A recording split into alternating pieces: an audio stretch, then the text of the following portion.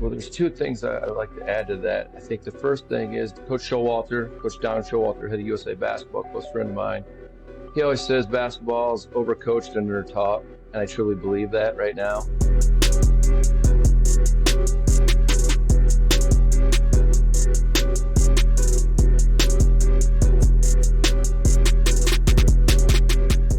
Hello and welcome to another episode of the 3-on-3 Hoops Pod, where we talk all things 3-on-3 basketball and uncover all the benefits of playing in a local 3-on-3 basketball league. And on today's show, we have a very special interview for you guys with a coach of over 25 years of experience who uses 3-on-3 basketball to develop his players. And in this interview, this is an interview, guys, that you definitely want to stay right here and listen to, especially if you're a coach or even a parent of a player who wants to develop their game. There are some really nice gems that were dropped in this interview, and you definitely want to stay right here and listen to the end. My name is Kevin Roberts, and I'm joined by my West Coast brother, Coach Jared Dent, a.k.a. Coach J, who looks a little bit lighter these days. Coach, you look like you got the weight lifted off your shoulders. Lighter like that. I thought you meant light skin. I was about to say, man, it's 100 degrees out here in Arizona, man. I'm getting a tan, it feels like. Oh, don't get started on the heat. My AC just broke, so. Oh, yeah? But go ahead, Coach. So this is you just wrapped up your last week of your spring league. You want to go ahead and tell us about that? Yeah, man, week 4, we wrapped up week 4 of our spring 3-on-3 basketball league. Bittersweet moment. Happy now that, all the stressful having to plan and make sure everybody shows up on time, all that's over. But, sad to see it end, man. We had a good time. We wrapped it up week 4 at the Footprint Center, home of the Phoenix Suns and Phoenix Mercury. We partnered with the Mercury at the beginning of the season to culminate week 4 at the Footprint Center, which is how it went down. We had a Final Four tournament for the 4 top teams in the league. They battled it out for the champion. There was an MVP crowned, and most importantly, the kids got a chance, a once-in-a-lifetime opportunity. I told them to make sure they go home and rub it in all their friends' faces that they played on the Footprint Center floor and that their friends didn't. So, glad to see the kids had a good time. The parents had a good time. We built, we solidified our little community. And then later that night, we went to the WNBA game. We saw the Mercury play against Dallas Wings. Nice. They took an L, unfortunately, but we got time to officially wrap up the league by hanging out with all the participants and their families at the game that night. So, looking forward to doing it again this fall. Nice. And again, Coach runs a 3-on-3 basketball program out there in Phoenix, Arizona called Score Hoops 3-on-3 Basketball. And Coach, go ahead and let everyone know where they can follow you and get more information for your next event or league. ScoreHoops3on3.com is our website. ScoreHoops3on3 is all our social medias, Facebook, Instagram. We have a Twitter, but I don't really use Twitter that much. I use Twitter for my news and the follow. Oh, X. God dog it. X. But yeah, ScoreHoops3on3.com. World Wide Web. All right. And for all my Tampa, Florida people, I run a 3-on-3 basketball program out here in Tampa, Florida called 3-on-3 Live. And we are still taking registrations in for our summer league, which begins June 23rd. 4-week league, boys and girls, grades 2nd through 12th.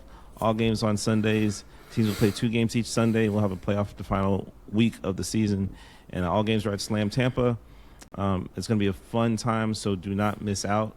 As you'll see by the end of this interview that we have for you guys, this league and leagues like Score Hoops 3-on-3 are absolutely great for developing young players' basketball skills, not only for the 5-on-5 game, but also good for sharpening social skills and boosting player confidence on and off the court. I'm telling you guys, there's so many advantages for joining a 3-on-3 basketball league. But for more information, don't forget how fun it is. Oh yeah, fun, absolutely. For more information on 3-on-3 Live, check us out on our website 3on3live.com. Also check us out on any of our social media, IG, TikTok, Facebook. All of the links for Coach's league and my league will be in the description. Coach, anything else you want to talk about before we head to this interview? Be on the lookout. All my Tampa people. Tampa people look out too. Yeah, Coach is tired. Yeah, man. Hey, I am. But no excuse. All my Phoenix, Arizona people, and Tampa, and United States of America, and world.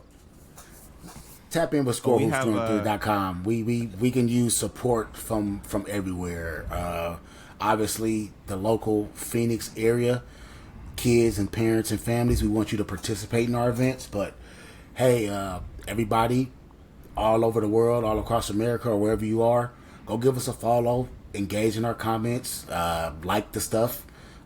We also have YouTube as well, so there's a lot of educational stuff there, some strategical stuff there. So with Score Hoops 3-on-3 basketball, we're not just a league.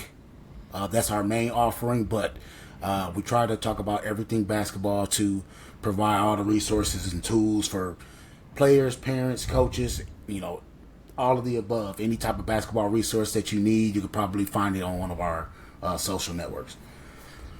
Nice. And just so you know, Coach, I was looking at our analytics. I just peeked at it and saw that we have a couple listeners in Singapore. So that's wild. Hey, man, shout out to you guys. Whoever's listening in Singapore, shout out to you guys. All that's right, big, believe it or not. That's big. Yeah.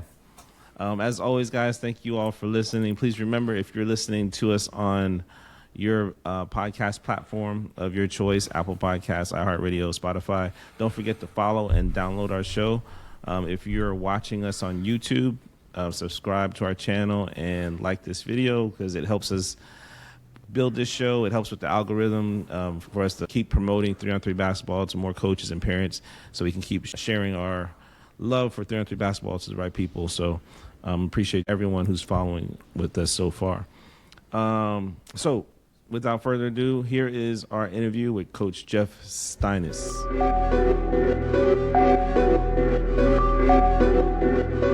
Today, I have a very special guest for you guys. I am being joined by Coach Jeff Steines of Ames High School in Ames, Iowa.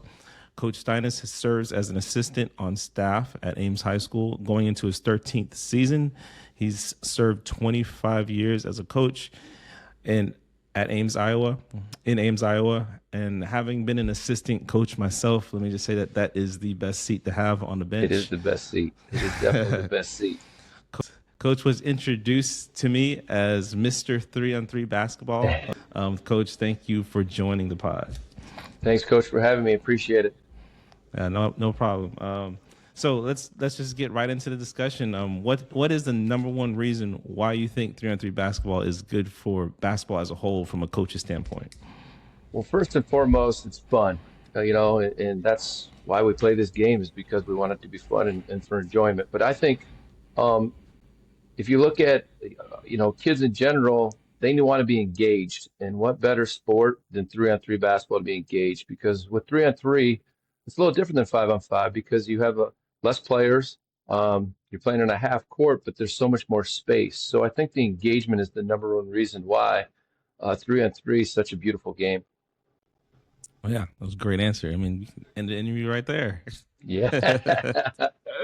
You told me offline that you guys incorporate 3-on-3 basketball into your program. How exactly do you do that? Yeah, I'll start with our high school programs. Both boys and girls use a lot of what we learned from Snow Valley Basketball School up in Waverly, Iowa. We play a lot of 3-on-3 cutthroat. You can do it two ways. You can do it from the offensive side, trying to score, and there's different regulations or stipulations you can put into play, or you can do it from the defensive side. When we play 5-on-5 for our high school seasons, both the boys and girls programs track what are called kills, which are 3 stops in a row. And we have drills. We actually have a drill we call it the kill drill, or three in a row, where kids have to get 3 stops in a row before they can get off the court. So we implement a lot of those ideas both during season and out of season. In Iowa, we can't have contact with our players out of season. So we have a lot of what's called player-led workouts, and we use a lot of our 3-on-3 games like 3-on-3 Survivor, 3-on-3 Spurs. We have a game called 3-on-3 Turkey, where you got to score or stop three in a row. And you only get three passes, three dribbles. And then we have a game we call Braveheart. It's kind of like the movie Braveheart. Oh. You have three starting at the bottom of the baseline and three at the top. And when they cross paths, they got to yell and scream, kind of like the movie Braveheart. So we have a lot of different games that we do with our high school kids. We've implemented with our youth program as well. When we call it ABC, our Ames Basketball Club kids play and practice throughout the course of the week, we ask them to play a lot of 3-on-3, whether it's traditional 3-on-3 or FIBA 3-on-3. And then I run a lot of camps and clinics, both indoors and outdoors, with our community, and it's all 3-on-3, which again, it's the best way to play. How young do you start? You said you start with your young. Second, third graders are usually the first years we start. And with some of those kids, when we have access to the indoor gyms, we lower the hoops. So, they're not creating bad habits. And the nice thing about a lot of our outdoor courts here in Ames at our elementary schools, those are all goal setter hoops that are adjustable that we can crank up and crank down depending on the age level. So we usually start about second or third, and our youth program it goes up to 8th grade, like most communities, and then we have our high school program. Yes. All right. So, Coach, let's go ahead and get into your background a little bit. So you said you coached 25 years. Is that right? Yep. A little over 25 years. So go ahead and tell us, like, what got you into coaching, and go ahead and tell us a little bit about your background.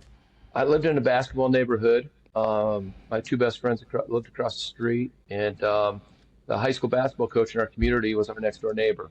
So at an early age, we were going to his basketball camps, and just so happened to be it in our youth off seasons. We played a lot of 3-on-3 local communities. We played in a thing in the Quad Cities, which borders Iowa and Illinois.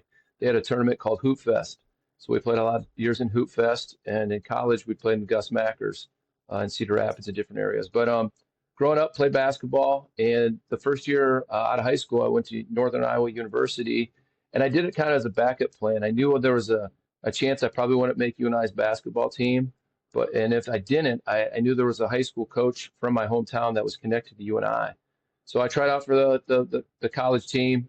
It got cut, but they asked me to come back the following year. So I went and coached high school my first year out of high school. And I was an assistant, and it was a really eye-opening experience. And the following year, I went back and tried out for the Panthers, and I made it. And then a few days later, they cut the program. So I went back to the local high school, connected to the university, and we were able to make the state tournament. So that experience alone really pushed me into education. I went back to where I grew up and coached for 4 years.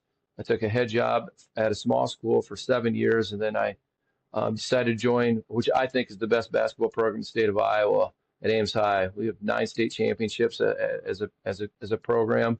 Nice. And 4 NBA players, and we're constantly banging out kids that go play college at different levels. And we won the state championship in 2022, which I got to be a part of, that was a pretty neat experience. Oh, that's pretty cool. Go ahead and name the NBA players involved in the program. Well, we have Fred Hoiberg, who's the head coach at Nebraska. And then we have Harrison Barnes and Doug McDermott. And then we had a guy that played in the ABA a long time ago as well. So we've had 4 guys, and we're hoping that the guy on my chest is our 5th one. There's a guy in your chest. Taman Lipsey, point guard for the Iowa State Cyclones. So for those of you guys watching on YouTube, Coach, you go ahead and show your shirt. He's wearing a shirt, Taman Lipsey, with a number 3 highlighted on his shirt. Yep. So, Coach, basketball has changed. The game of basketball has changed. Even within the last, I guess 5. It's always changing. From the focus on the rules, because of now everyone's a referee, of course, and styles of play, social media, and highlight culture.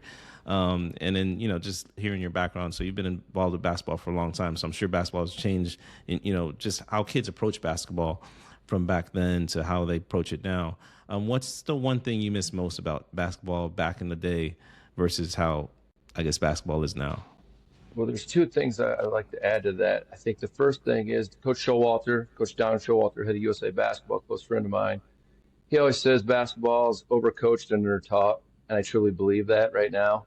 We have so many different people that are giving voices to these kids, and it should be a free-flowing game. And I'll add to that, I miss kids going to the playground playing. Yes. and just playing with less structure, and just going out and hooping with your buddies and their friends.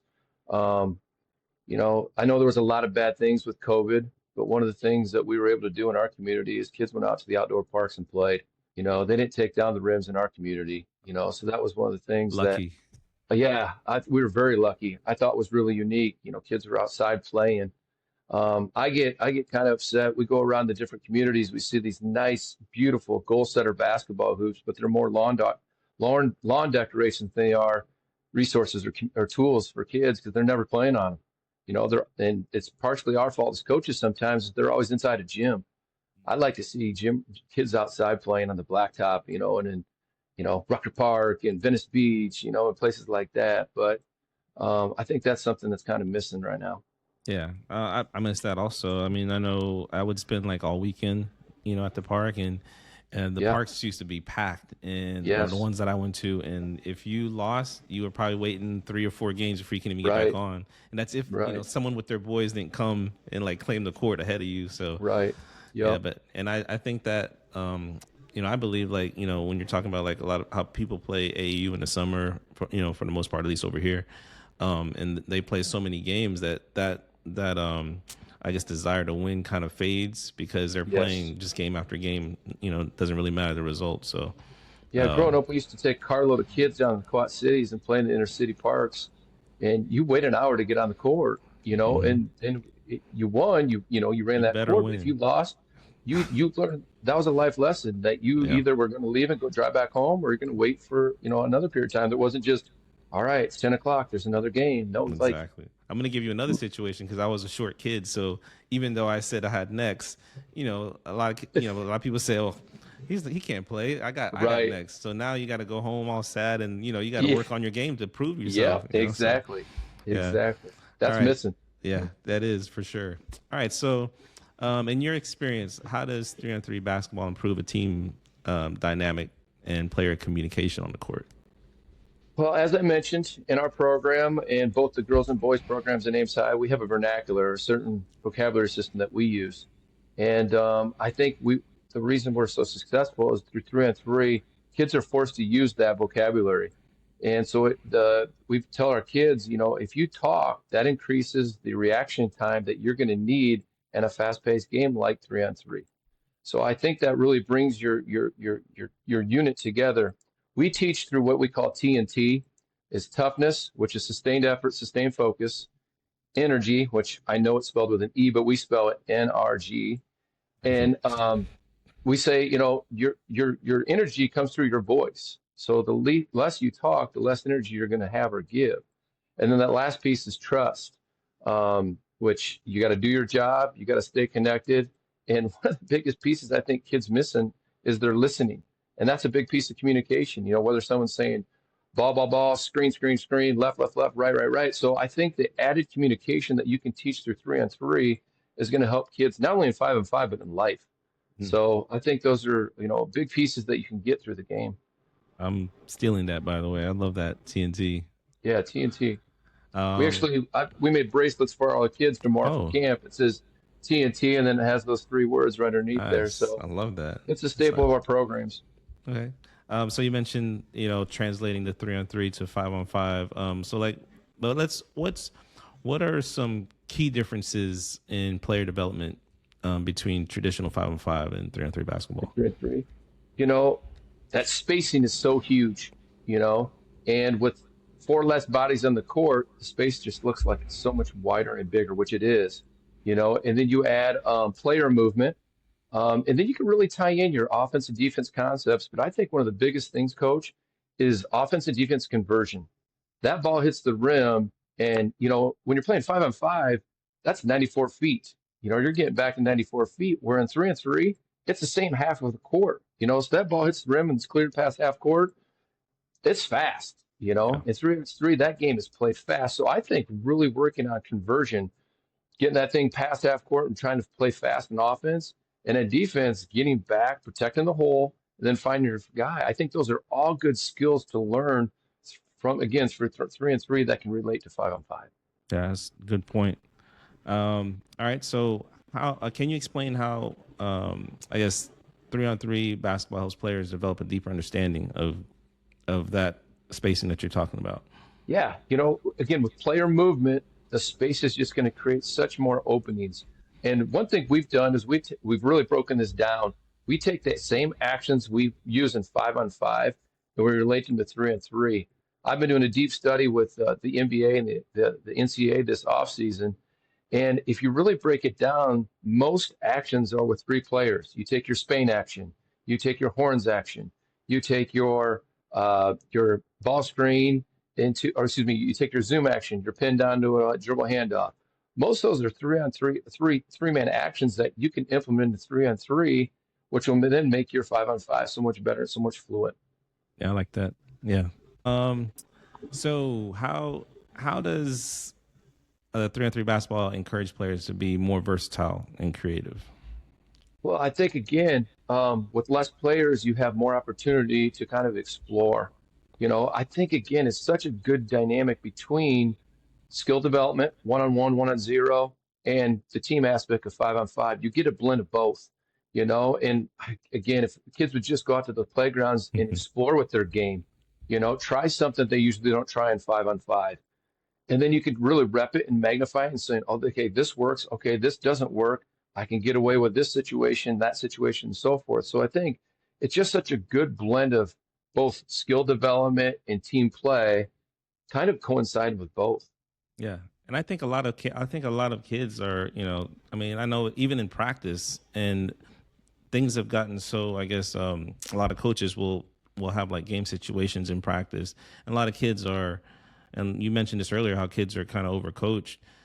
Kids are afraid to try things in practice because they're struggling to get playing time, or they know that some of their leashes are short, and so I do think with 3-on-3 it does give players, it invites players to be more creative. That's why I really like watching that 3x3 on YouTube because yes, there's a coach, but he's really not coaching. He's sitting in the stands. His coaching was done at practice. Yeah, these guys are playing. And whatever was done at practice, they're trying to implement a game, and they got to be their own coach. Which again, what a better situation, So I just think there's so many things that are being taught in that. Absolutely. So I was at a coaching clinic before, and I think it was a coaching clinic, and Doc Rivers was a guest speaker, and he talked about how his favorite thing about football was the team huddle. And then so that's one thing that I see in the FIBA 3x3 and how they, the teams are huddling and coming up, going over their strategies or whatever. So I love that and especially with the younger players, when they're not hearing the coach's voice and they're talking amongst themselves, that's, that they're learning the game. Those plays we all talk about in 5-on-5, they're going to break down. Kids have to go make plays. Well, what a better way to teach than 3-on-3 where we actually have to, we implement it. Do you have any success stories of players who started with 3-on-3 basketball? Yeah, I have a few. First of all, I'd like to start with the coaching part. A good friend of mine, Nick Lagobo, like I said, at Lane Tech High School in Chicago. He went from, he's still a high school coach, but it's been really interesting to watch Nick climb the ladder. I remember in 2008 starting Snow Valley with him, and he's progressed into the USA U18, both men's and women's coach. To watch him win gold medals is something kind of special. We live in Ames, and Iowa State University is in our backyard.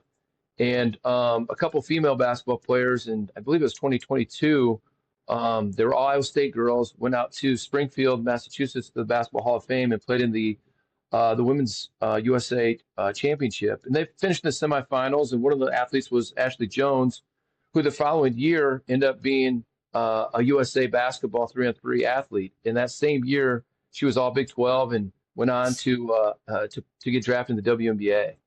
Closer to home, because of it's not strictly because of our 3-on-3. These kids have talent, but I really believe this.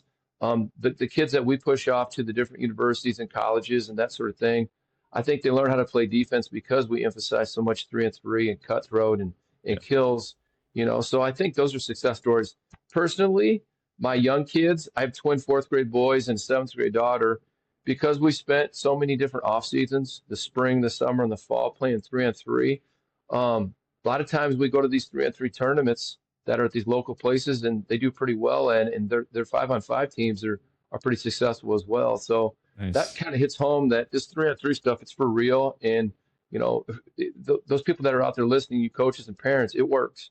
There's proof in the pudding. Get them involved in 3-on-3 and let them play and explore and learn and enjoy the game. And I think you'll see more success down the road. And I think a lot of that success has to do with a player confidence. Yes. And so Yes. in what ways does three on three basketball help with build a player's confidence on and off the Again, court? yeah, again, the communication's one thing. But as we mentioned, just being able to explore their game and going out and playing, and the less structure for me, the better. Just getting some buddies out there and seeing what they can do, is going to gain confidence. Again, the less numbers, the ball's just going to be in their hand. And they're going to get exposed if they don't stay engaged, Yeah. So I just think by nature, it just happens. And they just got to keep repping it, playing and playing and playing and playing, and things will start clicking. And again, you add two more bodies to your defense. Oh man, that's going to be so much more sound. You can guard 3-on-3, 5-on-5 is going to be a piece of cake. Yeah. Yeah, and I like it too. I think just being out there, just the reps that you get in 3-on-3 and Yep. just being out there and you feel like you've done something that, that's Yep. a lot of times when, players, they don't play that much in 5-on-5. And even if they're out there just running around, sometimes they don't feel like a part of the action. Right. Because, if the ball's on one side of the court a lot, or you just kind of hide in the corner, and 3-on-3, if you're on the court, you're always involved. And it's a great conditioner as well. You put 10 minutes on the clock, Coach, they're done after 10 minutes. They're Yeah. they're soaked, So I think there's so many things. there are a lot of parents that when they join my league, they worry when I tell them the kids will handle their own subs, and they worry that their kid isn't going to get any playing time because no one will ever want to come out. They're begging to come out. Yeah, exactly.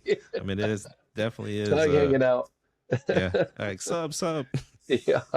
All right. So okay. So as we start to close this interview, are there any benefits that might not have been talked about or not talked about enough about 3-on-3 basketball when it comes to youth participation? Right. So I'm a PE teacher as well. I teach elementary PE, and when my principal or administrator walks in my gym, the first thing they look for is engagement. And again, through 3-on-3, I'm sold because kids are engaged. Yeah. If administrator, athletic director, or principal comes in and they see kids playing 3-on-3, they're instantly going, those kids are engaged. Yeah. So I think that's the number one thing behind 3-on-3 is there's so much engagement involved. Love it. I love it. All right. So you are you're going to be a victim of my rapid fire questions. Okay, here we go. This is something Let's go. This is something I like to do with our guests here. I did a little research on you, so we'll see. Okay. We'll see where we go here. All right. So you have 10 seconds to start answering the questions. These will be fun, quick questions. You should be able to answer them right away. We'll start off with an easy one. If you could coach any player, past or present, who would it be and why? It's pretty easy. Michael Jordan. Oh, He's the GOAT. And I think he would kill it in 3-on-3 Oh, I think so. because he could score at every level, and people don't. He's underestimated how well he can defend. I don't think he's that underestimated. I mean, they bring it up against LeBron all the time, but Yeah. But I just think he would be so fun to coach. Yeah. All right. Well, you'd have to succeed with MJ because he has, like you could be like Doug Collins and. Yeah. I don't think I'm Phil Jackson. I know that. Yeah. Have you played? Obviously, you said you played. What's your NBA player comp? Woo. Don't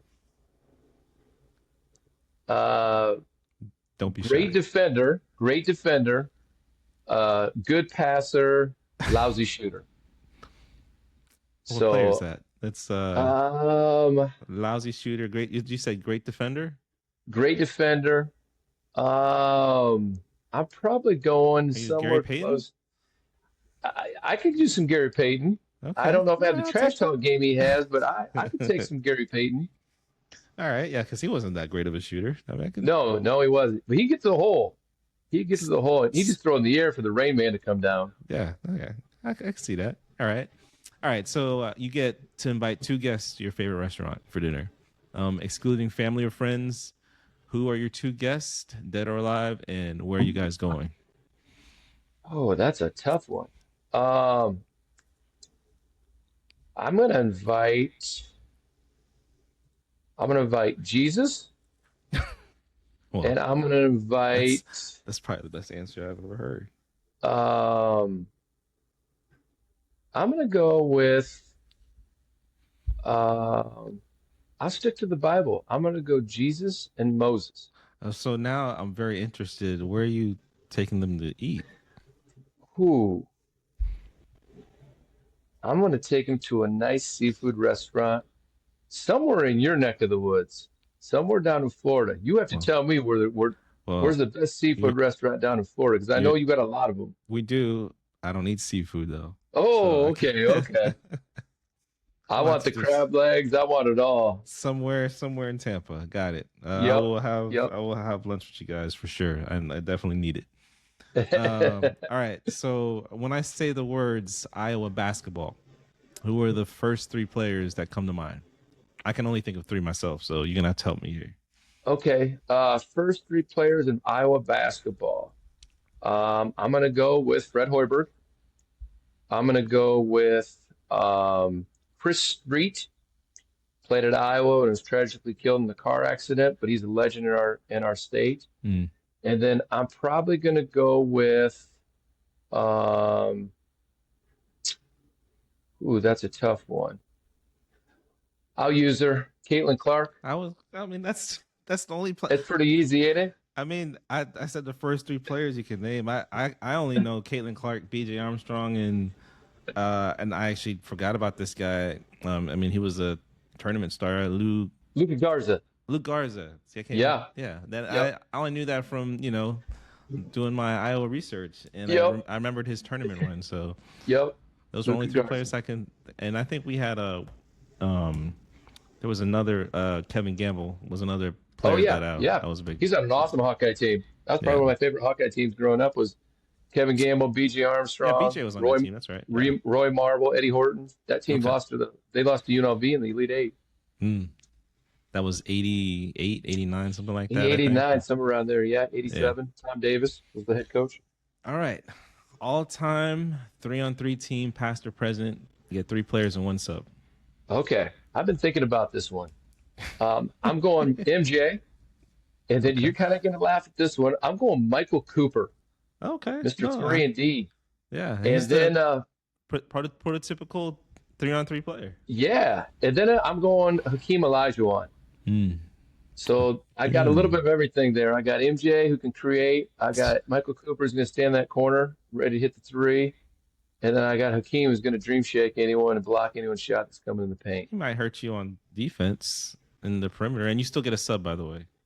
Oh, I got a sub two yet? Yeah, I mean, Um, these players are going to get tired, coach. let's go Scotty Pippen, I because like he's that. so versatile. I like that one. So I got a little bit of everything there. I like that. I like that. All right. Well, coach, it was a pleasure talking to you. This has been fun. You definitely taught me some new things. I'm stealing some stuff from you, Okay. and All right. definitely want to keep in touch and talk more 3-on-3 basketball with you. I'm going to give Absolutely. you the table here, and anything you want to share, any message, any social media where people can find you. I will say, Coach Steines does have an awesome YouTube channel where you can learn how to do workouts with canned foods, canned corn, Oh, that's green great. You beans. did your research, coach. You really did your research. Yeah, But so floor is yours. I don't do a ton of social media. I only actually have Twitter or X. It's Jay Steino, Jsteino. I do have a couple messages for the people out there. First of all, if any kids are out there, dream big. Our school has proven that if you have a dream, you can accomplish it in this game. You know, with the kids, with the guys in the NBA and at the different universities and colleges.